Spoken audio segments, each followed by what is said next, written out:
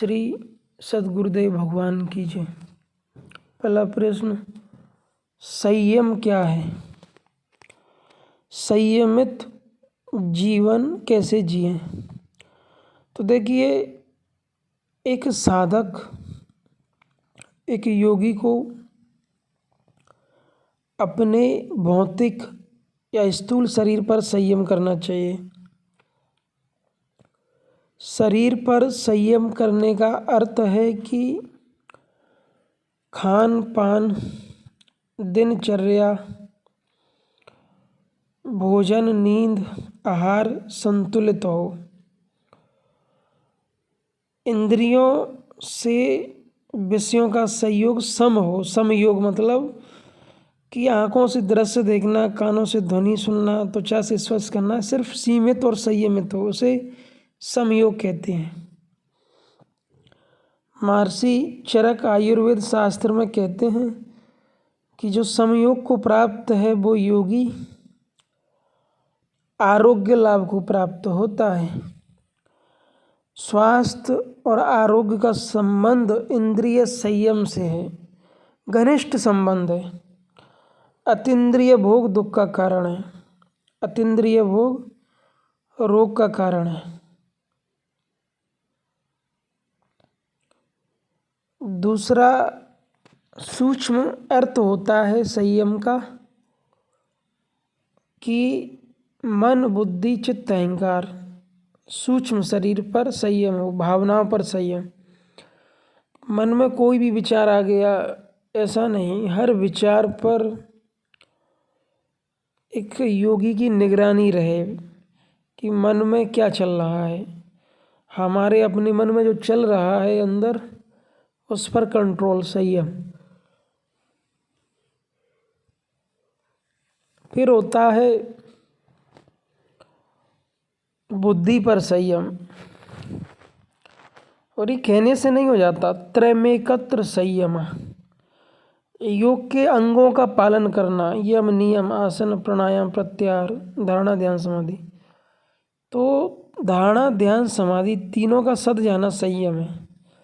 संयम के सद जाने से योगियों को अध्यात्म प्रसादा, अध्यात्म की विभूति जो दृष्टा है उसकी प्राप्ति हो जाती है। आकाशवत रहनी, शून्यवत, साधक का मोक्ष हो जाता है, वह मुक्ति को उपलब्ध हो जाता है ध्यान की पराकाष्ठा में। उसको हम समाधि कहते हैं। चित्त की विभिन्न अवस्थाओं को योग में अलग अलग नाम रूप से परिभाषित किया गया है। तो संयम के लिए एक योगी का आहार विहार, सोना, जागना, खाना पीना अत्यंत संतुलित और सजग हो। चित्त वृत्तियों पर संयम हो। इसके लिए प्रोसेस है साधना। आप योग दर्शन पढ़ें, गीता पढ़ें, वो साधना समझ के अभ्यास कर सकते हैं और एक संयमित, स्वस्थ, आरोग्य लाभ से संयुक्त जीवन प्राप्त कर सकते हैं। अधिकांश योगी रुग्ण पाए जाते हैं क्योंकि वो आत्मा को सत्य मान लेते हैं। सत्य वस्तु है आत्मा और मिथ्या जगत पसार, और वो अपने शरीर को, अपने आहार विहार को महत्व नहीं देते। परिणाम स्वरूप रोग को प्राप्त हो जाते हैं, बीमारियों को। योगी को अपना आहार, अपना सोना जागना और अपनी दिनचर्या को संतुलित, समंजस रखना चाहिए और उसके प्रति सजग होना चाहिए। योगी को एक बार भोजन लेने का विधान है। तथाकथित कारणों से वो 2 बार ले सकता है।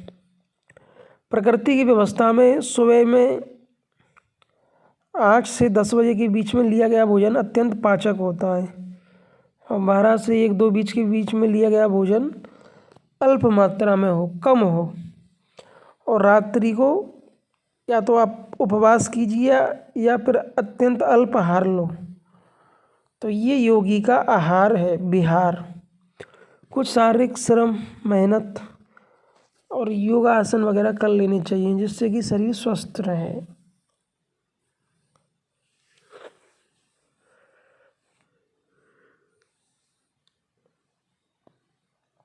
और ध्यान, श्वासों को शांत बैठ के देखो, श्वास आ रही है, श्वास जा रही है। श्वास में उठने वाले संकल्प विकल्प धीरे धीरे शांत होते हैं। उपनिषदों में एक विधि है ध्यान की कि बैगरी मध्यमा पश्यन्ति परा।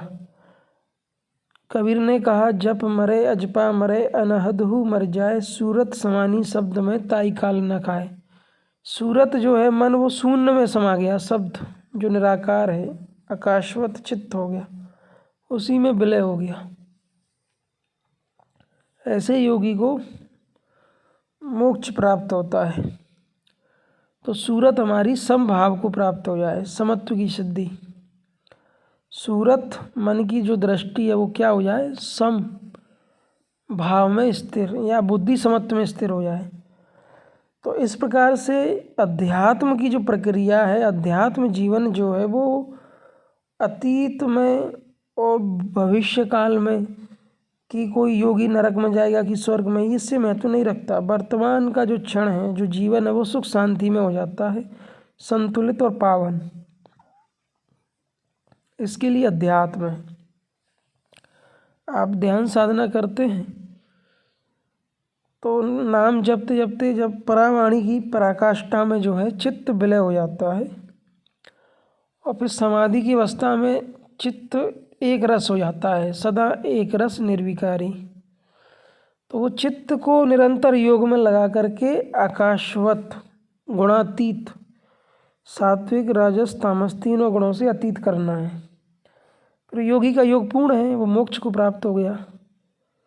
इसी को संतुलित जीवन कहते हैं। निष्कर्ष, संयम का अर्थ है धारणा ध्यान समाधि का एक बिंदु पर कंसंट्रेट होना, शरीर चित्त इंद्रियों का वशीकरण। संयमित जीवन से मनुष्य आरोग्य लाभ और मानसिक शांति और मुक्ति प्राप्त कर लेता है। ओम।